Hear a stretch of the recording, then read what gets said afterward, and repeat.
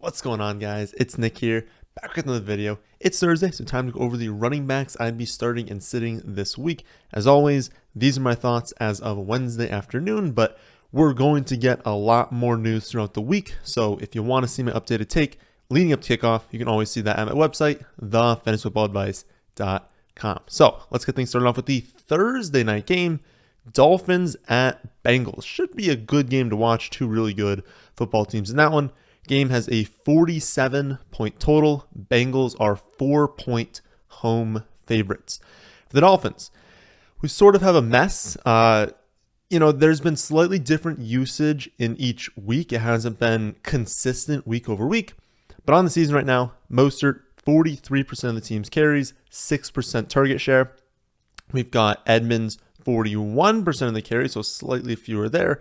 And then an 8% target share for Edmonds. So basically a split, slight lean towards Edmonds in the receiving game, but it's a very slight lean. Unfortunately, this is also a split on a team that ranks 23rd in rush play percentage, 29th in rush attempts per game.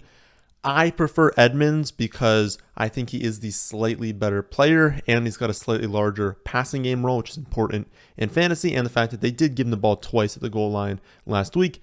But I don't love him as a play. I'm benching him in the one league that do have him this week. He's been running back 32, Mostert 43. I think both of them, I would prefer to keep them both on the bench. The Bengals. I know he's only averaging like 2.5 yards per carry. It's been really, really bad this season. No touchdowns for Joe Mixon, but he has one of the strongest workloads of any running back, and he should be started in all formats. He's the key piece for the Bengals offense really getting back on track. They need him to force defenses to respect the run, to get out of these two deep safety looks. They need Mixon to do better. And until he, starts to do good, they're going to struggle on offense because defenses really aren't going to be scared of the run game, and they're going to, sell it to stop the passing game. And so hopefully he gets on track soon. It's not a terrible matchup, but Miami's a really, really strong defense. But yeah, again, you have Mixon, you have to play him. You can't play any other running backs there.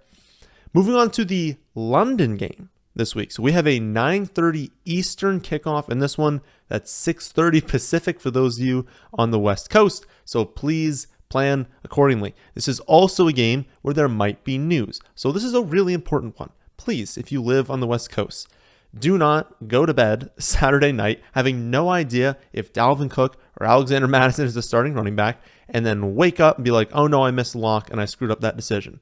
That's a really, really important one this week. So please pay attention to the news throughout the week. And if we don't know, you got to set your alarm and make sure you have the right players in. For this game, though, 43.5-point total, 2.5 points in favor of the Vikings, who I think are technically the road team. But again, the game's in London. They're both road teams. So for the Vikings, completely depends, again, like I said, on the news. If Dalvin Cook is out, absolutely start Alexander Mattison. I genuinely don't care what running backs you have. Start Mattison if Cook is out. Even in a brutal matchup, he's just going to have such a high share of the opportunity, huge chance of scoring a touchdown, going to have receptions, carries. You just got to start him. If Cook is active, then we need to see what the reports say. Is he active but not going to play? Is he going to get his usual workload? Is it going to be a 50-50 split? We don't really know.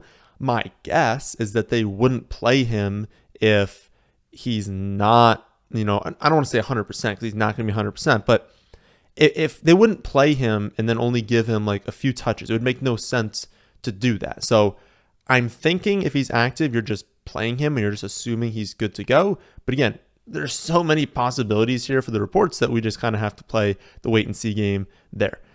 For the Saints, I know the fantasy production has not been there yet, but you are always starting Alvin Kamara. The underlying usage is very strong. He's a good play.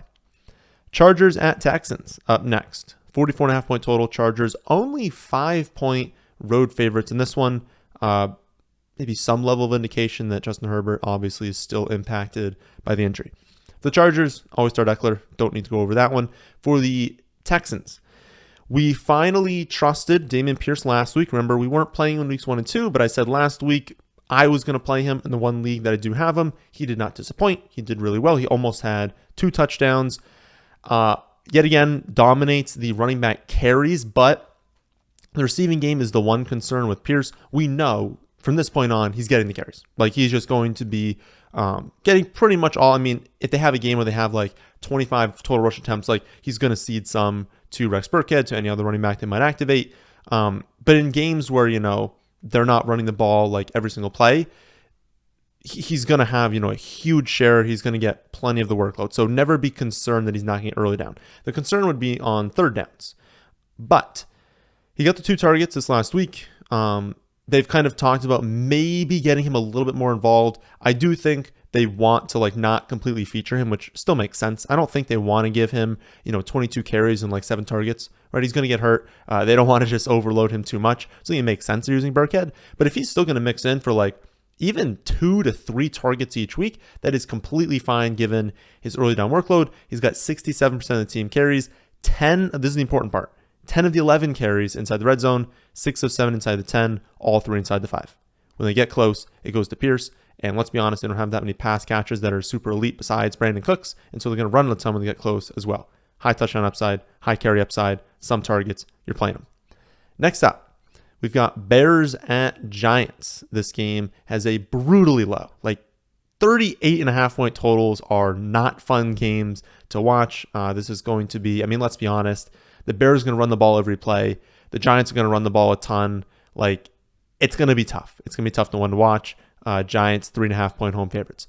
For the Bears, like I alluded to, can run the ball every play. They are up to a 65.5% rush rate. That is 11% higher than any other team. And you're like, wow, that's a lot. Think about it this way. It is 10% higher than any other team has had over the last 15 years. 10% higher. That is absolutely wild. They are running it every single play. Now we're going to have to wait for news on Montgomery. At least as I'm recording this, I don't know his final status. They are optimistic about him this week, but again, I don't know. If he's out, Herbert is a slam dunk play. You have to play him. He's just going to have a great game. If Montgomery plays, it's similar to Dalvin Cook. Well, how much is he going to play? Is he going to still step into his normal workload? Is it going to be active as an insurance policy? What is this? What is his exact status basically? I think there's really nothing we can do until we get that news, but I think we're going to know Friday, Saturday. I just think we're going to know going into this game exactly how much they intend on using him. And so we kind of have to just see what that news is and adjust from there. And then for the Giants, start Saquon. He's a stud. Seahawks at Lions. Up next, this game has a surprisingly high 50-point total, and the Lions are 4.5 point home favorites. For these Seahawks, they amazingly used 4 running backs last week, which is obviously concerning. Now, to be fair, Penny held the clear lead with 15 touches, so it wasn't like they were evenly splitting amongst 4 running backs.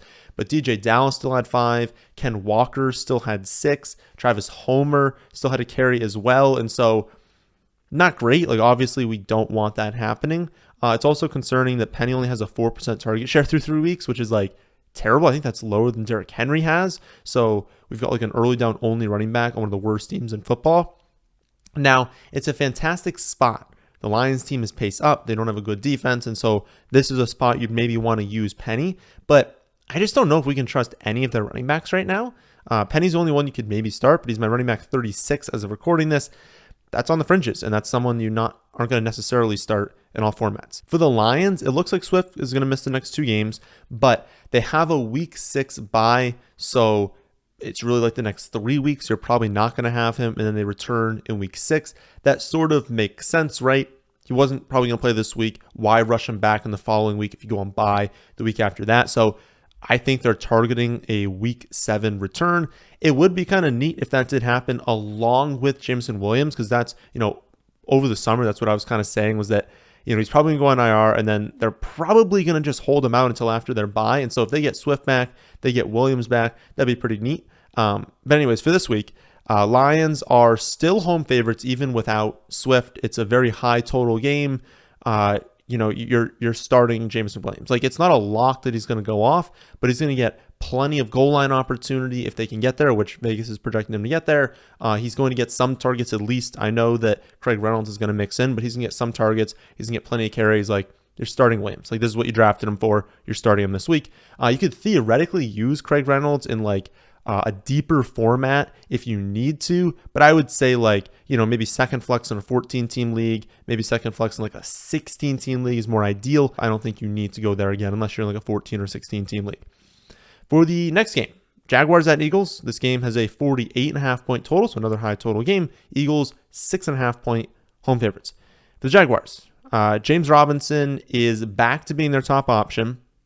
You would like to see him used a little bit more in the receiving game. He had some targets last week. He's up to a 6.5% target share, which is like kind of right on that edge of like, 4 or 5% is not ideal. That's pretty low. You'd like them to be up at like 7, 8, 9%. So 6.5, it's still pretty low. We'd like to see it higher, but he's gotten 58% of the team's carries. That's pretty solid. He's gotten twice as many red zone carries as ETN. He's outcarried him 5-1 inside the 10-yard line, 2-0 inside the 5. Now the matchup is brutal. Philly is a very strong defense. We're also expecting Philly to be winning this game, which doesn't bode well for, the overall potential carries for the running backs. And so if we look at Robinson, if he's going to maintain that around 6% target share, well, then that's not good for him. If they're trailing, you want them to at least have the game close. 6.5 isn't like the end of the world. And if they can keep it within a 1-score game, they can run their normal offense the whole game. So that's totally fine. But if Philly gets up 10, 13, 14 points, you might see Jacksonville really have to start passing the ball. And if that happens, well, that's obviously a negative for Robinson. I think this is a great test, though. I said this earlier this week for the Jaguars. Like, Jacksonville's looked good. And they produced last week against a very strong defense. They scored, 38 points against the Chargers? Like, that's impressive. If they can, 38's not going to happen, but if they can score, 27 this week against the Eagles, like, we're going to be looking at this, like, they've walked into, two very, very strong defenses and done well. We're going to trust everyone in this offense moving forward. So a big test for them this week. But I guess as for the running backs, Robinson, I just think you got to play him if you've got him. He's like a low-end running back too, maybe a mid-range running back too. It really does depend on the game script for him. And for ETN, he's my running back 28, so you're probably playing him in the flex, especially for where you probably drafted him. And it's encouraging seeing the usage increase. He's been great as a pass catcher. He hasn't gotten high volume, but the efficiency is really there, and the touches have gone up. 6 touches in week 1. 12 in week 2, 16 last week. And while some of that is game script related last week, like they won, 38-10, you have to think that they're being more comfortable with him. Remember, he's effectively a rookie this season. So encouraging, but it's a tough call with him because it's against a strong defense and he could still go back to having 11 or 12 touches. And that's right on the edge of what you'd want in the flex. As for the Eagles, they are home favorites. It's a good matchup, high total game. Unfortunately, they have a running back by committee and then also add in Jalen Hurts, so it's a huge running back by committee. With that being said, Miles Sanders still has 45% of the carries, 6% target share, not great numbers, not as good as Robinson, but behind one of the best, if not the best offensive lines in football on the team that's supposed to be winning, supposed to be scoring more points. I think it's a good enough spot for him to still be started as a running back too, and I wouldn't play any of the other Eagles running backs. Next up, we've got Jets at Steelers. This game has a 40.5 point total. Steelers 3.5 point home favorites. For the Jets, risky this week. Any Jets player is very risky. Zach Wilson is set to return. It looks like he is going to be a starting quarterback this week, and so usage rates are going to change a lot. Quarterbacks just prefer different players and different positions. Flacco loves to throw to running backs. Zach Wilson does not. And so even though we see Breece Hall set a season high and I guess a career high being a rookie in snap percentage last week, commands 11 targets, we don't know if that's going to continue with Wilson. So I would say Hall is the one I'd be starting. A lower end flex play this week, not a good game environment, not a good matchup. Concerns definitely switching to Wilson, who hasn't shown to be that great of a quarterback and definitely not for the running backs on his own team. But he's got enough talent to where I'd maybe want to start him. And I don't think I'd want to start Michael Carter at all this week. But again, even for Breece Hall, it's a low end flex play. I'm not super excited about him this week. For the Steelers, Jalen Warren looks really good. Like if you watch him play, like he's explosive. He looks like a great running back. I think they should start giving him more touches just because, like, I mean, they talked about how they wanted to keep Najee Harris fresh and healthy. Well, you've got that now. You've got that possibility. Give Warren 4, 5, 6 touches a game. Keep Harris a little bit fresh. I don't know if that's going to happen. I think Harris is still the clear lead back. I mean, he is still like the clear lead back, but like I think they're still clearly going to give him a ton of touches. And so I would start him in any matchup, especially as a favorite. Browns at Falcons up next. This game has a pretty high 49.5 point total. It was definitely higher than I expected to see when I saw this game. Browns 1.5 point road favorites. For the Browns, always start Nick Chubb. Hunt is always like a fringe play for us. He is likely going to disappoint any week that he does not score because the volume isn't super high, but he should get around 12 to 15 touches. This is a good matchup. This is a high total game. I actually project him having like a really good chance of scoring a touchdown this week, and so I would play him this week as a low-end running back too. For the Falcons, Patterson's been a bit of a roller coaster this season. He has either over 130 yards and a score, or he has under 45 yards and no touchdowns. Like nothing in between. So either he goes nuclear or he does absolutely nothing. Please note that he is not a high-end pass catcher right now. He only has a 9% target share on the season, which you're like, oh, Nick, that's good for running backs. Yeah, but it's inflated by week 1. He only has 2 total targets in weeks 2 and 3 combined. So remember, with these like early down only running backs, the floor is very low in weeks they don't score. We saw that in week 2, but the Falcons have scored 26, 27, and 27 points so far this season. And that includes games against the Saints and the Rams, 2 very strong defenses.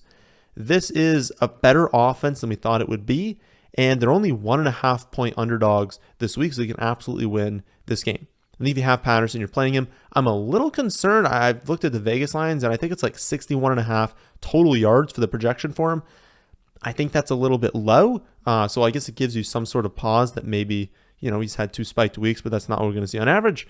But I think, again, you got him, play him this week. Next up, we have Titans at Colts. 42.5 point total. Colts, 3.5 point home favorites.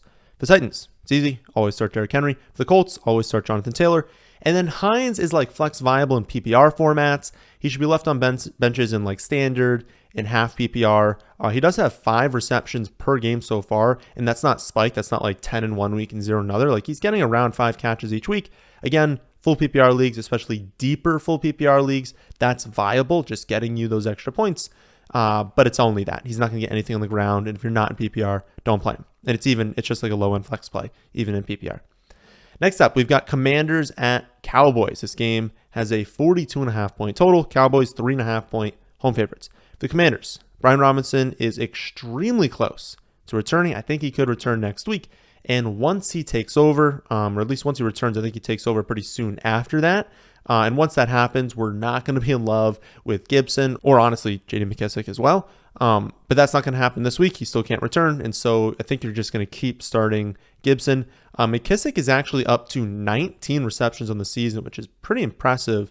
And then I guess he adds on like 3 carries after that, which is going to get you like, 0.9 points. It's not going to do anything for you. It's really all the receptions. So similar thing with Hines. If you have McKissic in a full PPR format, especially a deeper full PPR league, I don't know. I think he's fine to play. If he's going to get you, 6 receptions, hey, that you can turn that into like 10 full PPR points, and that's not bad. So deeper PPR leagues, you can play him in the flex. For the Cowboys, Zeke and Pollard are like roughly splitting the snaps and touches. We're going to see Zeke have, a stronger lead on the ground, Pollard a little bit more through the air. On average, last week, that wasn't the case. Pollard had like 1 target and 0 receptions, but on average, you're going to see him get more than that. The Commanders don't have like an elite defense, and Dallas really wants to lean on these running backs until Dak returns. I believe he could return in week 5. Looks like it's not going to happen this week. So they'll kept being leaned on, and I think you can just play them in the flex. I don't think you want to use a running back 2 like you can. They're probably low-end running back 2 plays. I would say that flex spot, that second flex spot is good for them. But even as home favorites, like remember, they're only projected to score 23. Like they're not like some fantastic offense when they don't have Dak, and so they're not lock plays, and you're probably not going to be pumped about playing them if they don't score a touchdown. But it's not a bad spot. They're going to get some volume, so low-end flex plays. That's how I'd view them this week. Bills at Ravens is up next. 52-point total. It's going to be a really, really good game. Two strong offenses and defenses, but typically when you have great offense, it's going to beat strong defense most of the time. And then the Bills are 3.5-point road favorites. For the Bills, Singletary was honestly close to being a feature back last week, but even counting that game, because Josh Allen runs the ball so much, he's only got 33% of the team's carries. He's only averaged 3.5 yards per carry. We know he's not that great on the ground. He's got a 12% target share, but that was very heavily weighted by last week. In weeks 1 and 2, he had 5 total targets, and then he had 11 last week. Why do you have 11? They threw the ball 63 times. Like, that's 9 more pass attempts last week than he had, Josh Allen obviously, in any game of his career. That's not going to happen again, right? He threw the ball again 9 more times than his second most pass-heavy game in his career. It was just game script related last week. That many pass attempts will not happen again. Don't think that Singletary is all of a sudden getting 10 targets every week. I think he's the only one that you would play. I don't think you're touching any of the other ones, but I would still just rather bench all Buffalo running backs. Josh Allen is their running back 1.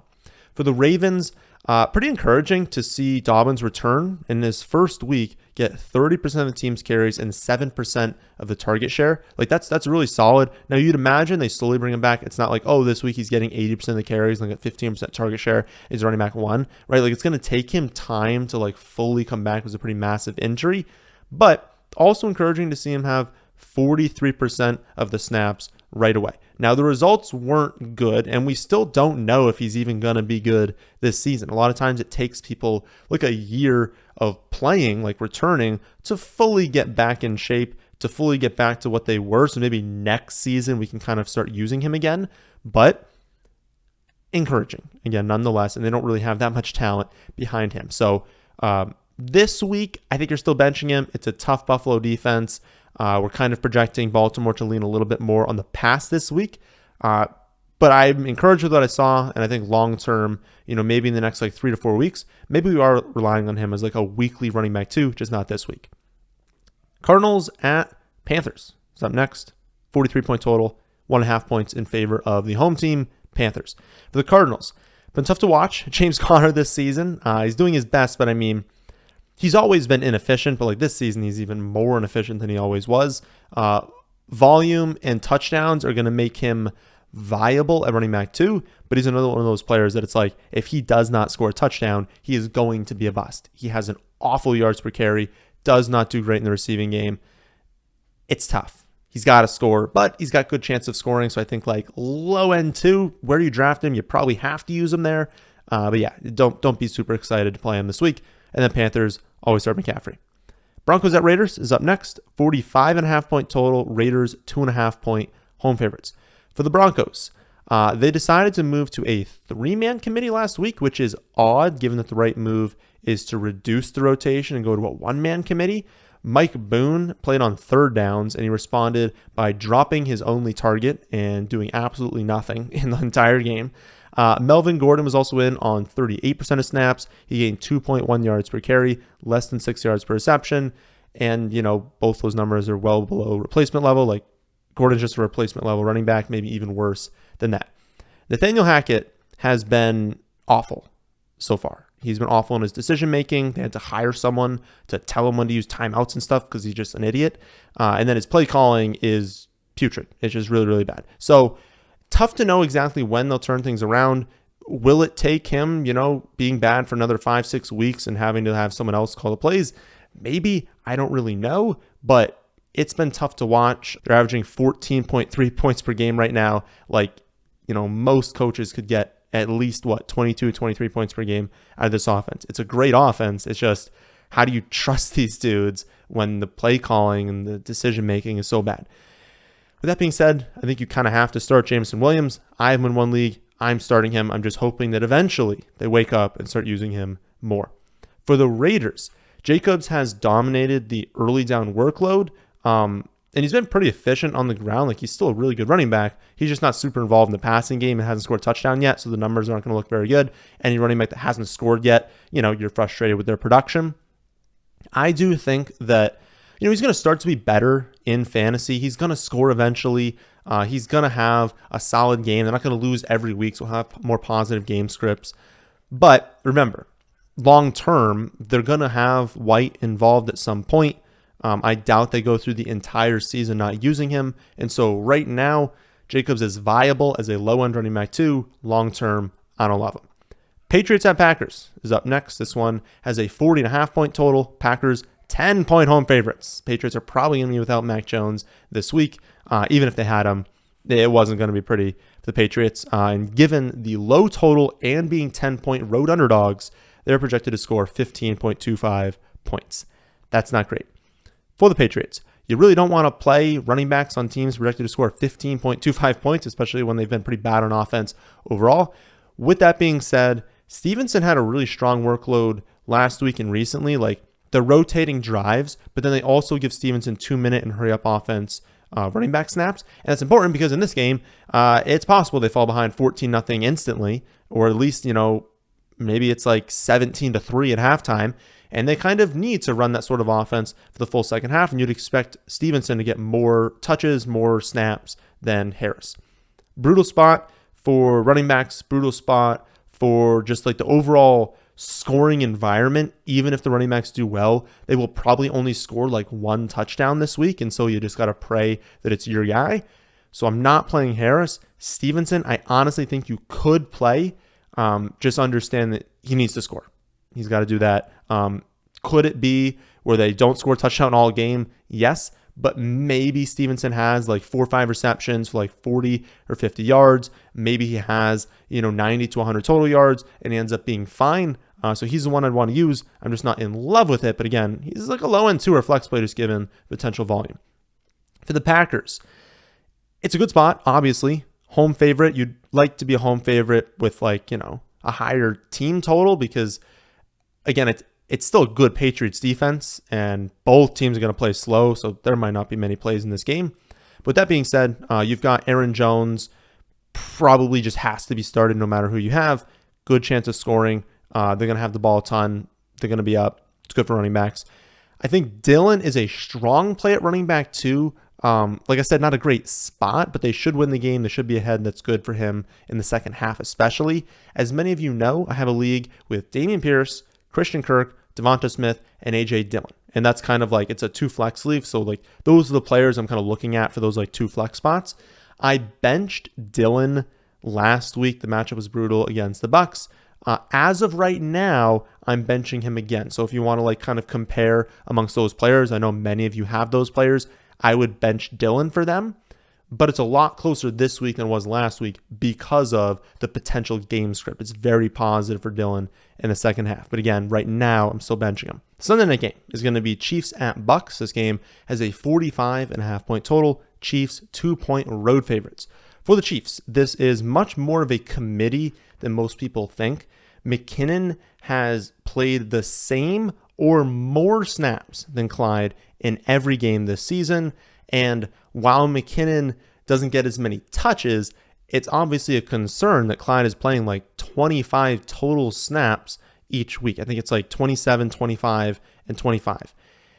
If we're only expecting Clyde to get, 7 to 8 carries, maybe 3, 4, potentially 5 targets against the Bucs, I would probably just keep him on the bench. He's a very big sell high right now. Even with the touchdown upside, like he's just not really worth starting if he's only going to get around 10 touches in this matchup. For the Bucs, Fournette has been a featured back recently. He's playing like all the snaps, getting all the touches. They've made comments about getting other backs involved, mainly Rachaad White. But until we see that happen, even when we do, like Fournette's going to get all the high value touches. He's going to get, all this goal line work. You got to use him if you have him. The Monday night game. It's going to be Rams at 49ers. This one has a low 42.5-point total. 49ers are actually 2-point home favorites. For the Rams, we are seeing a split backfield. Akers is more of the early down back with Henderson taking over on passing downs, even with week 1. So remember, Henderson was like a feature running back in week 1.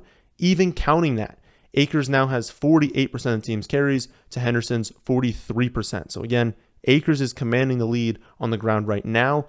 this is a pretty gross spot against a slow-paced 49ers team that loves to run the ball and has a quality defense. So like the plays for the Rams might not be there. And then they're projected to lose, which isn't good for the running backs. And so I'd personally bench both Henderson and Akers. For the 49ers, I maintain that Jeff Wilson is not that great of a running back, but this is last season all over again. Like the 49ers just cannot stay healthy. All of their running backs are hurt, and so they have no choice but to use him. I still think they should give Jordan Mason more opportunities, but it's pretty clear they're not going to do that. He's only going to be used to just keep Wilson healthy. And Wilson, they've talked about being a running back, they don't trust to give the complete workload because they think he's going to break down if they do so. So don't think he's going to go out there and have like 25 carries in the game that they're winning. Like they do not want to do that with him. They want to keep him healthy. I think, though, he's going to have in like the low to mid-teens for carries, mix in a few targets. Will be used at the goal line. The only problem is Debo also will. And so it's like they're going to throw the ball sometimes, then Debo will use, and then it's also Jeff Wilson. So like he theoretically has high touchdown upside, but like in practice, there's a reason he hasn't been like scoring. It's that they have a lot of other playmakers they want to give the ball, but he still could score a touchdown. They're still favorites. I think you're still playing Jeff Wilson. Just again, the upside is a little bit capped just given the offense.